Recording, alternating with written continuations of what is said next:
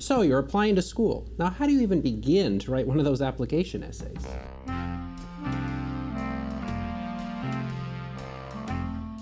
It's getting to be that time of year when people start thinking about applying to school, which means that it's also about the time that people start wondering how they're going to write their application essays and cover letters. Unfortunately, of all the aspects of applying to school, writing an essay or cover letter can be the least transparent part.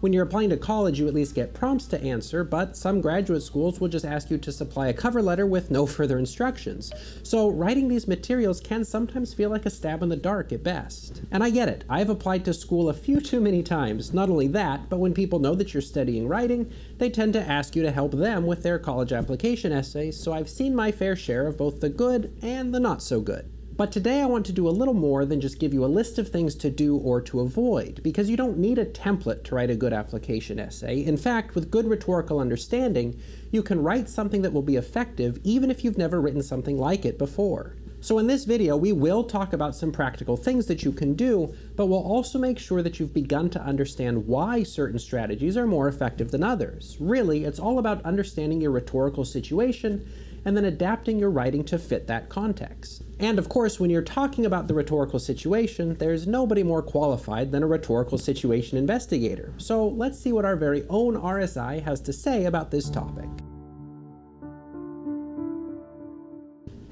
Looking to get into school, huh? Well, let's see what we can do. The first thing to keep in mind is that you and your audience have different goals. Does that surprise you? Well, if it does, it's worth realizing that while your personal goal is to get into college, your rhetorical goal is not to tell the admissions people how much you want to go to college. Because, frankly, they probably don't care. And that's why using your essay as an excuse to tell the reader all the reasons that you want to go to a particular school is one of the first mistakes a person is likely to make.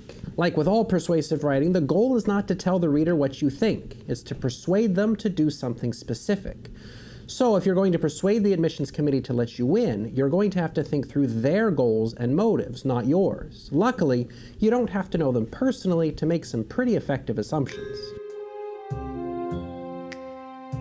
When you're working the streets late at night, it's hard not to hear rumors. Usually, those rumors lead you right to Sable's Lounge. You see, if you want information in this town, that's usually the place to get it. Anyhow, over the years, I've heard a thing or two about the people who work in admissions offices. It's enough to drop a basic sketch for our audience profile. So even without knowing any of them personally, what do we know about them? Well, we know they work in an admissions office or as part of an admissions committee. So it's safe to assume a few things. First, they probably read a lot of essays, like pick a number and double it, octuple it even, tons and tons of essays. Second, they work for a school, so on some level they're working to represent the interests of that school, and that means a couple of things for us. A, they're looking for evidence that you can be successful at their school, because it looks bad when lots of students drop out, and B, they're looking for evidence that you will make a positive contribution to the school community, because of course they'll want to know what's in it for them. And with even that simple understanding of who we're writing to and what they want, we can put together a pretty effective rhetorical strategy. In the end, your job is to persuade the reader that you're the kind of student that they would want to admit, and you'll want to do it in an engaging and memorable way. So let's talk about how you make that happen. First things first, your primary job is to show your reader that you're the kind of person that they would want at their school. So don't waste time telling them how great you think the school is. They already know they're great. They're trying to see if you're also great. And to be fair, if you get prompts, there are going to be opportunities for you to showcase your greatness, usually by asking you to talk about times that you overcame hardship, pursued your passions, or did something great for your community. And why would they ask things like that? Well, first of all, because college is hard. Living away from home, doing your classes, meeting new people, facing challenging new beliefs. They want to see that you've overcome difficulties in the past as evidence that you're prepared to overcome the challenges that you'll face at school. And they want to see that you're an independent learner because that's what college is all about. You'll be picking your major, keeping track of your own assignments and projects, and preparing yourself for a career, all without having somebody to tell you what to do at each step of the way. And they'll want to see that you know how to make a difference. If you've done good things for your community at home, there's a good chance you could do good things for the campus community. You see, they're not just looking for people with good grades. They're looking for people who will make valuable additions to campus life. In any case, you'll be making claims about what makes you a good fit for the school. So what are you bringing with you that they would be lucky to have? But don't just make those claims. You have to support them with evidence. It's great that you know how to get along with people in stressful situations, but instead of just saying that, tell the story of how you spent a week-long backpacking trip, sharing a tent with somebody that you didn't initially like, but ended up being best friends with once you got to know each other. And don't just say that you're a passionate learner. Talk about the time that you got your parents to drive you to a historical location one summer so that you could learn about 19th century cheese making. Then you're not just telling your readers something, you're showing them evidence from your life that what you're saying is actually true. What you say specifically will depend on the prompts that you get, but no matter what, just remember that you're trying to motivate your readers to see that you would be a good addition to the school by making specific claims about yourself and then backing those claims up with stories and evidence from your life. So your readers are looking for applicants who would add something of value to the school, but it's also important to recognize that they're reading hundreds, thousands, maybe hundreds of thousands of essays. So it's not good enough just to tell them that you'd be a good fit.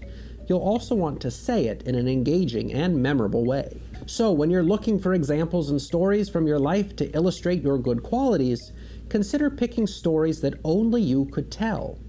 What are some experiences you could share that very few other people could? Lots of people have moved to a new school or excelled at a team sport. The most obvious anecdote is one that probably a lot of other people could tell. So dig a little deeper to find things that are truly unique to you.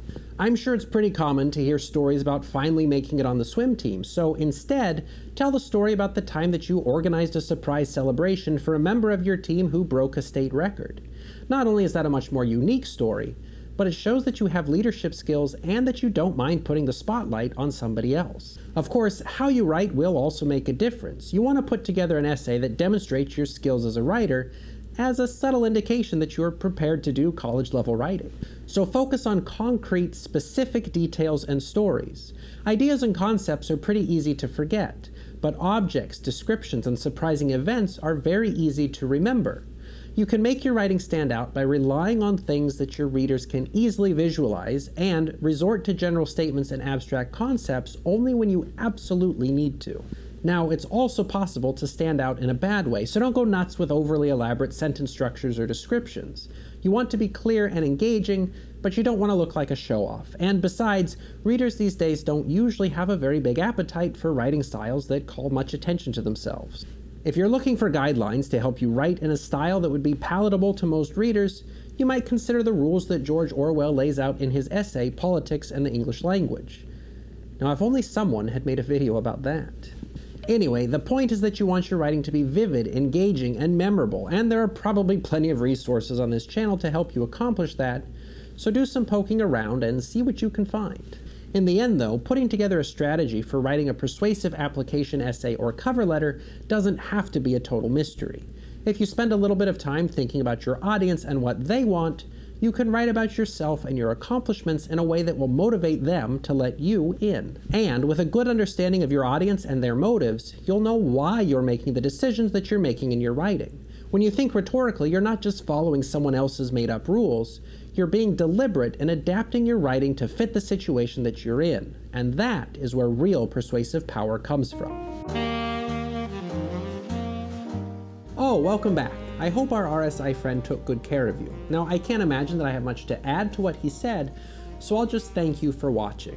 I hope that you found these recommendations helpful, but if you do have questions, sound off in the comments below.